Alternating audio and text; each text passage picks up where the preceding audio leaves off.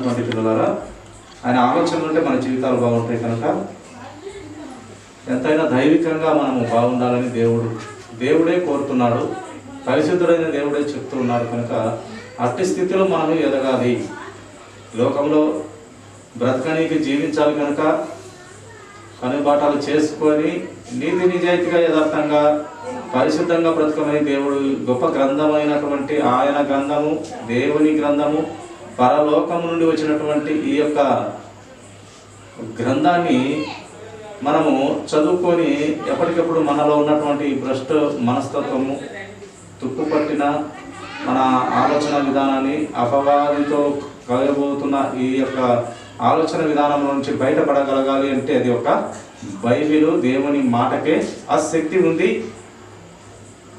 ఆ యొక్క బలం కూడా దేవుని మాటతోనే మనము బాగుపడే బిడ్డలం అవుతామని దేవుని గ్రంథం మనకు తెలియపరుస్తున్నది. కనుక అటు స్థితిలో మనం ఎదగమని కోరుతున్న దేవుని ఆశను కూడా మనము, దేవుని ప్రణాళికను కూడా, ఆయన చిత్తము కూడా నెరవేర్చే విధంగా ఉండాలని కోరుతున్న దేవుని ఆలోచనను మనము దేవుణ్ణి ఆయన ఆలోచన ప్రకారం బ్రతికి ఆయనను సంతోషపెట్టి మనం సంతోషంగా ఆయన సన్నిధి చేరాలని మన ఆలోచన విధంగా ఉండాలని దేవుడు కోరుతున్నాడు. చూడండి, కీర్తనల గ్రంథము 118వ అధ్యాయము 6వ వచనం మరొకసారి చదివినట్లయితే మంచిది. యెహోవా నా పక్షంలో ఉన్నాడు, నేను భయపడను, నరులు నాకేమి చేయగలరు. కనుక చూడండి, యెహోవా మన పక్షమున ఉంటే అనక, దేవుడు మన పక్షమున ఉంటే ఇంకెవరికి భయపడాల్సిన పని లేదు. నీ పక్షమున దేవుడు ఉండాలంటే నీవు, నీ మనసు, నీ ఆలోచన విధానం ఎలా ఉంటే దేవుడు నీ పక్షంలోకి వస్తాడు. నా పక్షంలోకి రావాలంటే దేవుడు, మన ఆలోచన విధానం ఎలా ఉండాలంటే దేవునికి దగ్గరగా, దేవుని ఆలోచనలతో మనము కూడా ఏకీభవిస్తూ ఆయన వాక్యాన్ని ప్రేమిస్తూ గౌరవిస్తూ ఉంటేనే దేవుడు చెప్పిన మాటను విన్న దాని ప్రకారం నడుచుకున్న వాని దగ్గరికి దేవుడు వస్తాడు, అనగా మన పక్షంకు వస్తాడు. ఎప్పుడైతే నీతి నిజాయితీగా యథార్థతగా ఒక మనిషి ఒక దేవుని భయం కలిగి, ఒక తిట్టుమాటలో కానివ్వండి, ఒక చూపులోనే కానివ్వండి, ఒక ప్రవర్తనలోనే కానివ్వండి, ఒక అహంకారంలో కానివ్వండి, ప్రతి విషయంలో అపవాది మనల్ని ఏలుకోవాలని వాడు మనకి లోకంలో ప్రతిదీ ఆశ చూపించి అపవాది విని పడేయాలని ఈ రంగుల లోకంలో ఏదో ఒకటి ద్వారా మనల్ని బానిసలు చేస్తాడు. ఎవరు? అపవాది. కానీ దేవుడు ఈ యొక్క రంగుల లోకమైతే ఒకానొక సమయము నాశనమైపోతుంది. కనుక ప్రియ దేవుని బిడ్డ, దేవుని ఆలోచనలో ఉన్న నా పిల్లలారా, దైవికంగా మీరు దైవ ఆలోచనలో బ్రతకండి. నరుని ఆలోచన ఎప్పటికీ చెడ్డది, వాని బాల్యం నుండే చెడ్డది. వాడు ఎంత నీతిగా బ్రతికినా కూడా మురికి గుడ్డలే. నేను దృష్టించి చూస్తే ఏ నరుడు నిలవడు, అనగా ఎవరము పవిత్రము కానేరము, ఆయన కరెక్ట్గా చూస్తే ఎవరు నిలవరు అని ఆయన చెప్తూ ఆయన వాక్యం మనకు తెలియపరుస్తూ ఉంటాడు. ఇలాగా మనము ఆయన భయము లేకుండా మనము బ్రతికినట్లయితే, ఆయన చిత్తములో లేకుండా మనము బ్రతికినట్లయితే దేవుడు మన మీద కోపించి ఆయన ఉగ్రతను పంపించే విధంగా దేవుడు ఉన్నాడు. అదే ఆయన మాట విన్నవారికి దేవుడు ఆశీర్వదించే బిడ్డలుగా, దీవించే బిడ్డలుగా, సంతానోత్పత్తి చేసి వంశాలను దీవించే దేవుడుగా, తరతరాలకు దీవించే దేవుడుగా, పిల్లలను చూస్తావు అంటాడు దేవుడు. ఆయనకు భయపడి లోబడి బ్రతికితే. కనుక ఇట్లా దేవుని అమూల్యమైనటువంటి విలువైన శక్తి కలిగిన మాటలు ఎన్నో వాగ్దానాలుగా ఒక మనిషికి ఇవ్వబడినాయి. ఈ గ్రంథమంతా కూడా వాగ్దానాలు మనిషి కోసమే దేవుడు తయారు చేసి ఇచ్చినాడు. ఆయన వరంగా ఇచ్చినాడు. ఆ వరాలని మనం పొందుకొని కాపాడుకోవాలి మన ఈ లోకంలో మన భ్రష్ట జీవితానికి ప్రియులారా. అందుకే ఇక్కడ భక్తుడు చెప్తున్నాడు, యెహోవా నా పక్షంలో ఉన్నాడు, ఇంకా నేను భయపడను, నరులు ఏం చేయగలరు నన్ను. ఆయన చిత్తంలో బ్రతికినట్లయితే ఆయన పిల్లలను కాపాడుకుంటాడు. ఆయన పిల్లలనే కాదు, ఆయన పిల్లలు కాని వారిని కూడా ఆయన కాపాడుకుంటూ వస్తాడు ప్రియులారా. చివరి ఊపిరి పోయేలోపు ఆయన చిత్తంలో లేని పిల్లలు కూడా చివరి ఊపిరి పోయే వరకు ఆయన అవకాశాలు ఇస్తూ, ఆయుస్సులు ఇస్తూ, అలాగే ఈ లోకంలో ప్రతి విధమైన ఆశీర్వాదం, ధనకం కానీ, అలాగే ఆస్తిపాస్తులు కానీ, ఏదైనా పిల్లలు కానీ ఏదైనా. ఇప్పుడు చూడండి, ప్రభువును నమ్మని పిల్లలకు పిల్లలు ఇవ్వకుండా ఉన్నాడా? ఆస్తులు ఇవ్వకుండా ఉన్నాడా? అంతస్తులు ఇవ్వకుండా ఉన్నాడా? ప్రభువును నమ్మిన వారి కంటే నమ్మని వారికే ఎక్కువ ఆశీర్వాదం ఇచ్చినట్టుగా మనం చూస్తూ ఉంటాం. నమ్మిన వారికే ఇంకా కష్టాలు ఇవి అవి ఉంటాయి. అలాగా ఆయన పక్షపాతం లేదు ఆయనకు.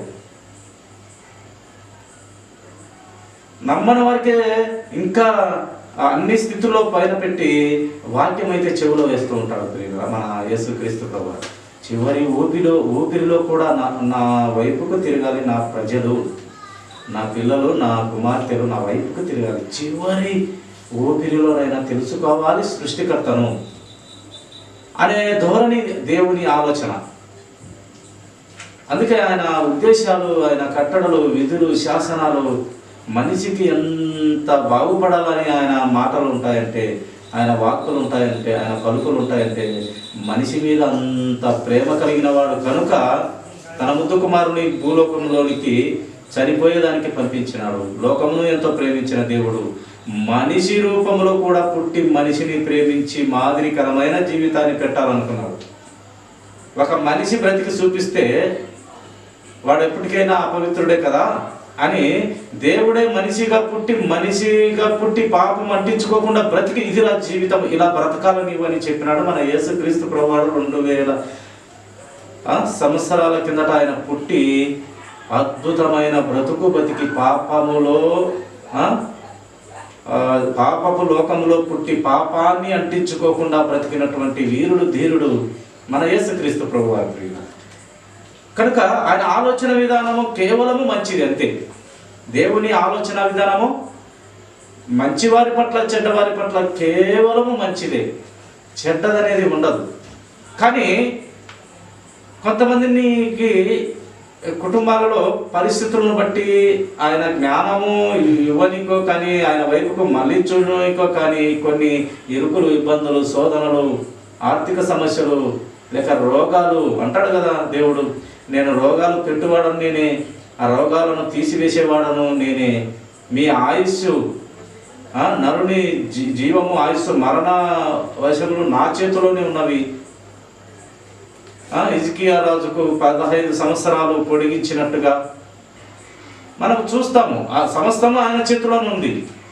ఎప్పుడైతే మనము కేవలము దేవునికి లోబడకుండా, ఎన్ని మాటలు గద్దించినా వినకుండా, లోబడకుండా, ఇంకా చివరి జీవితం కూడా అయిపోతూ ఉంది, ఇంకా లోబడకుండా అంటే అప్పుడు ఒక పరి బుద్ధి చెప్పనీకి నిన్ను మరణపు అంచుకు తీసుకుపోయి మళ్ళీ తోసేయడు. అక్కడి నుంచి అయితే తోసేయడు, మళ్ళీ అవకాశం ఇస్తాడు. అలాంటివి అవకాశాలు చాలా ఇచ్చి ఇంకా వీని బ్రతుకు భవిష్యత్తు చూస్తామనుకుంటాడు ఇంకా దేవుడు. ఏంది ఇంత వీని భవిష్యత్తు అనేసి ఇంకా భవిష్యత్తు చూసి భవిష్యత్తులో కూడా ఈయన బ్రతుకు అలాగనే ఉంటే ఇంకా ఈయన మారడు, ఇంకా ఈయన మారదు అనుకున్నప్పుడు ఇంకా దేవుడు పిలుచుకుంటాడు అంతే. ఇంకా అది ప్రియుల. అందుకే దేవుడు ఎన్నిసార్లు గద్దించినా వినని వాడు హఠాత్తుగా మరణం అవుతాడంటే ఆయన పిలుచుకుంటాడు. ఇంకా వానికి ఇంకా గద్దింపులు పనికిరావు, ఇంకా న్యాయము, నీతి, యథార్థత, పవిత్రత ఇంకేది వానికి వానికి బుర్రలో పనిచేయదు. ఇంకా అంత భ్రష్ట మనసు అయిపోతుంది మానవుని జీవితం ప్రియుల. చూడండి, మరొక ఆలోచన మనము చూస్తాము. చూడండి, కింది మాట కూడా భక్తుడు చక్కని మాట వ్రాయించినాడు. 7వ వచనం చదవమ్మా. యెహోవా నా పక్షము వహించి నాకు సహకారి అయి ఉన్నాడు, నా శత్రువుల విషయమైన నా కోరిక నెరవేరుట చూచెదను.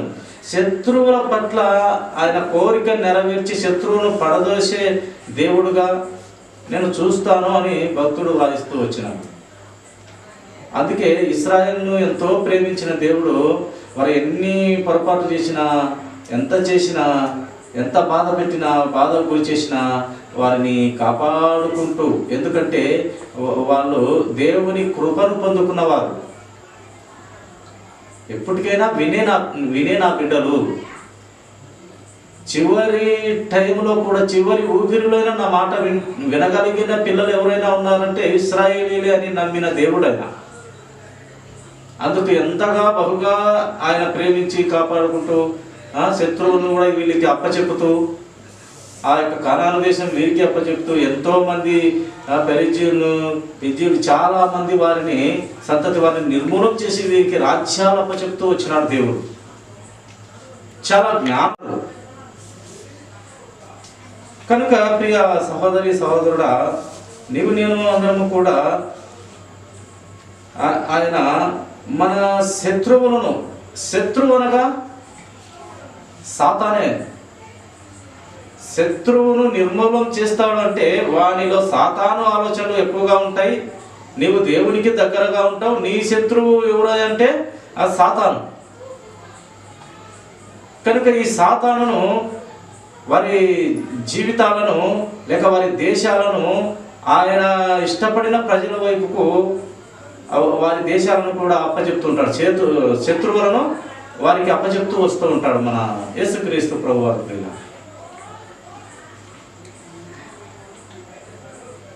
యోబు గ్రంథము 16వ అధ్యాయం 19వ వచనము మాట గమనిద్దాం. చూడండి, యోబు గ్రంథము 16వ అధ్యాయము 19వ వచనం. ఇప్పుడు నాకు సాక్షి అయిన వాడు పరలోకంలో ఉన్నాడు, నా పక్షమున సాక్ష్యం పలుకు వాడు పరమందున్నాడు. ఇక్కడ గ్రంథకర్త యోబు చెప్తూ ఉన్నాడు. ఏమని చెప్తున్నాడు?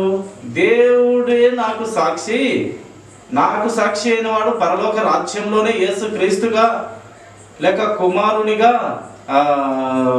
పరిశుద్ధాత్మగా, పరమ తండ్రిగా నాకు ఆయనే సాక్షిగా ఉన్నాడు,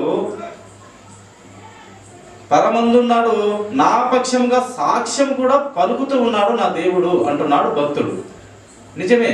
యోబు గ్రంథము మొదటి అధ్యాయం చూడమా, మొదటి వచ్చిన ఒక మాట చూడు. ఆయన చెప్తాడు, దేవుడే చెప్తాడు సాక్ష్యము. ఊజు దేశమునందు యోబు అను ఒక మనుషుడుండెను, అతడు యథార్థవంతుడును న్యాయవంతుడునై దేవుని యందు భయభక్తులు కలిగి చెడుతనమునంట, ఈ చెడ్డ ఆలోచనలనంట ఆయన విసర్జించినవాడంట, వదులుకున్నవాడు. ఈ చెడ్డ పాప లోకాన్ని విసర్జించుకున్నవాడు. చెడ్డ ఆలోచన ఎప్పుడు వచ్చినా ఆయన దాన్ని తరిమి వేసేస్తాడంట, మైండ్లోనే పెట్టుకోడు. అలాగే తమ పిల్లలకు కూడా ఎక్కడ వారు ఏ మాట చేతనో చూపు చేతనో పొరపాటు చేస్తాడోనని ప్రతిరోజు ఒక బలి ఇస్తూ ఉంటాడంట దేవునికి. అయ్యా వీరిని క్షమించు, తప్పు చేసిండ్రేమో, మాటతో కానీ చూపుతో కానీ నడతతో కానీ ఏమైనా చేసినారని ప్రతిరోజు పిల్లల కోసం కూడా ఒక బలి, సమాధాన బలి ఇస్తూ ఆ పిల్లల విషయంలో ప్రతిరోజు ఒక గొర్రెను అట దేవుడు ఇచ్చేవాడు, దేవునికి యోబు ఇచ్చేవాడు. అలా భయభక్తులు కలిగినటువంటి యోబు ప్రియుల చూడండి, అతనికి 7 కుమారులను 3 కుమార్తెలను కలిగిరి. అతనికి 7,000 గొర్రెలు, 3,000 ఒంటెలను, 500 జతల ఎడ్లను, 500 ఆడుగెడులను కలిగి బహుమంది పనివారు అతనికి ఆస్తిగా ఉండెను.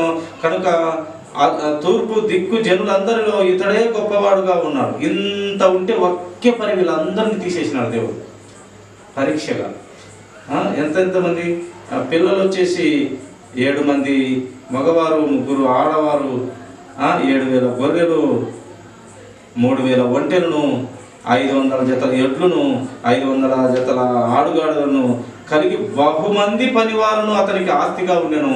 ఒక్కసారి అన్ని సమాప్తం చేసేసి ఒక రోగం పెట్టి చిల్ల పెక్కుతో గీక్కునే స్థితిలోకి తీసుకొని పోతే, భార్య అయితే దూషించి సావు అని చెప్పింది, కానీ ఆయన విశ్వాసం పోలేదు. అందుకే దేవుడు సాక్ష్యం పలుకుతున్నాడు. నాకు సాక్ష్యం పలికేవాడు పరలోక రాజ్యంలో నాకు సాక్షి అయినవాడు పరలోకంలో ఉన్నాడు, నా పక్షంలో సాక్ష్యం పలుకువాడు పరమందు ఉన్నాడని చెప్తూ ఉన్నాడు యోబు గ్రంథంలో యోబు. కనుక ప్రియులారా, మనము కూడా అట్టి సాక్ష్యం కలిగి బ్రతకనికే భక్తిని మనకు పరిచయం చేసినాడు దేవుడు. అందరి కోసం యోబు జీవితాన్ని పరిచయం చేసినాడు మనకు పరిశుద్ధాత్మ దేవుడు. ఆయన ఒక్కడే ఇలా కాదు, ఇంకా అనేకులు నాకు ఇలాంటి భక్తులు కావాలి, ఇలాంటి పూర్ణ మనస్కులు కావాలి నాకు అంటాడు దేవుడు. ఇలా చూడండి, కీర్తనల గ్రంథం 35వ అధ్యాయము 2వ వచనం ఒక మాట చదవమ్మా. కీర్తనల గ్రంథము 35వ అధ్యాయము 2వ వచనం. కేడమును డాలును పట్టుకొని నా సహాయమునకై లేచి నిలువుము. ఆయన మన పక్షమున ఉంటే కనుక మనల్ని ఎవరు ఏం చేయలేరు. చూడండి, అలాగే 23వ వచనం అదే అధ్యాయంలో చూడు.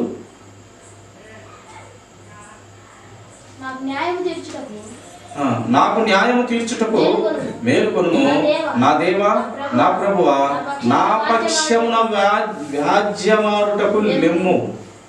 ప్రభువా, నా పక్షమున నువ్వు యుద్ధం చేయాల, వాద్యమాడాల, వాదులాటాడాల, న్యాయం తీర్చు ప్రభువా, నేను నీ బిడ్డను, నా పక్షంలో నువ్వు వాద్యమాడు ప్రభు అంటున్నాడు.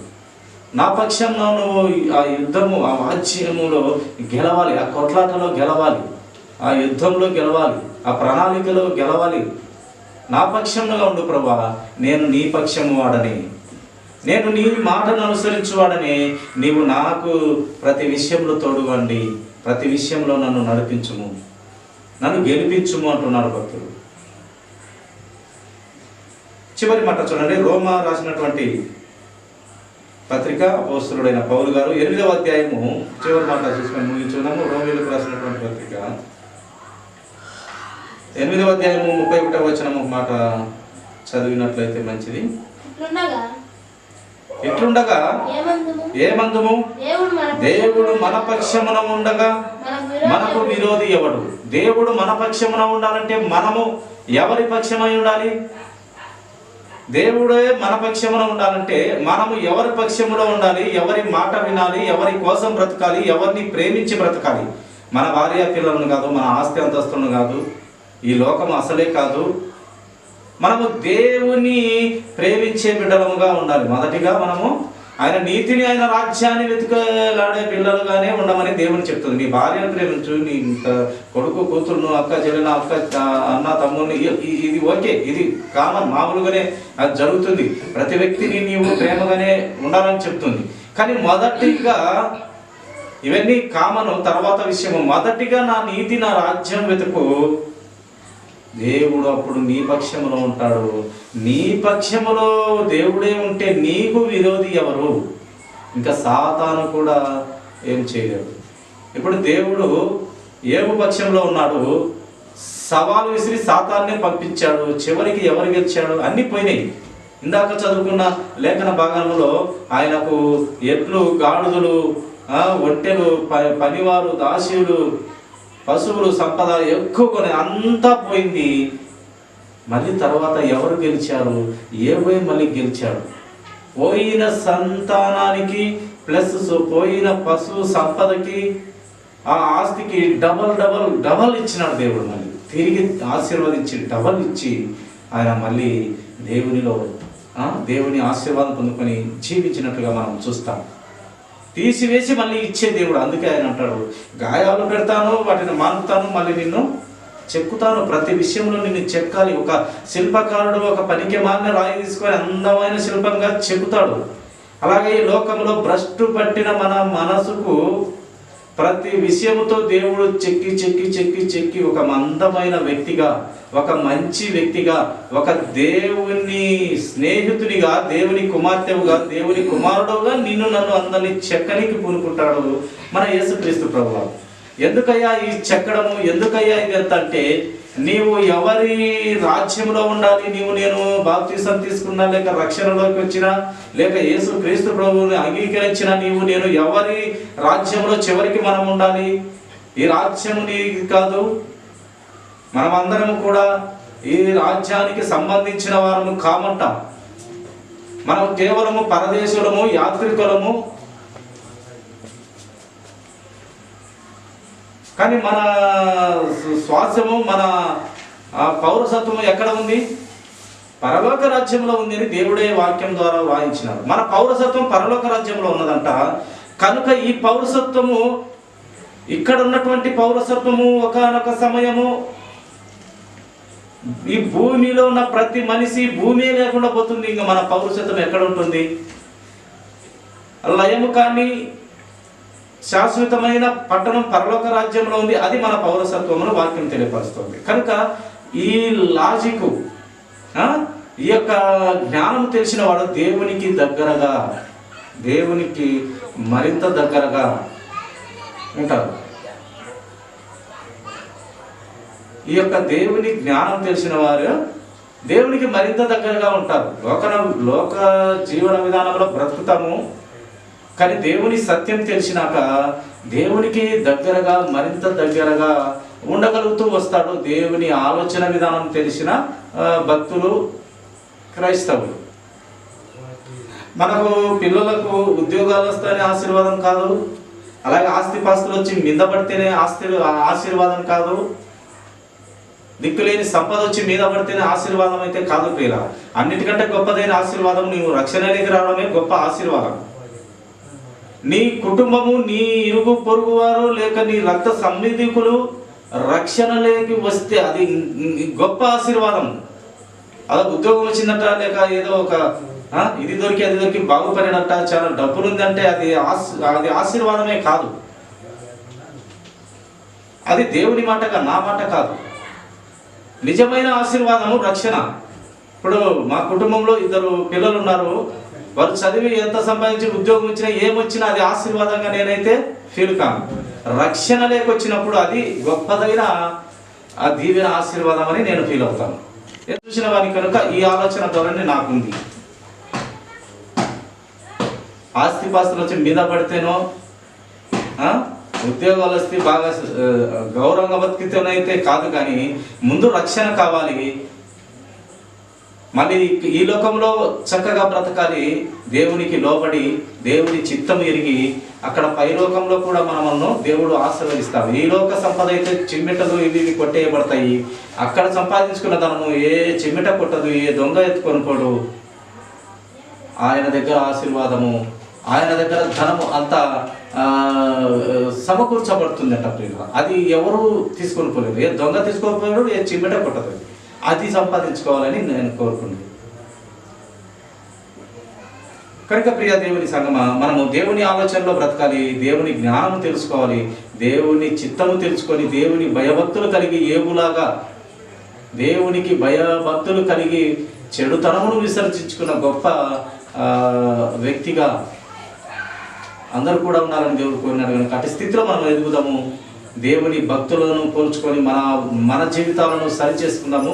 అటు జ్ఞానబుద్ధి వివేచన దేవుడు ఇంకా మనకు గ్రంథము నుండి, ఆయన నోటి మాటల నుండి, ఆయన ప్రవక్తల నుండి, ఆయన మహాభక్తుల నుండి మనకు చాలా జ్ఞానము నేర్పును గాక, ఆయన చిత్తం నెరవేరును గాక. ఆయన కోసం బ్రతుకుదాం, ఆయన ప్రేమిస్తాం, ఆయన ఆలోచనలో మనం ఉందాము. కొద్ది మాటలు దేవుడు దీవించును గాక. తలవచ్చినట్లయితే చిన్న ప్రార్థన.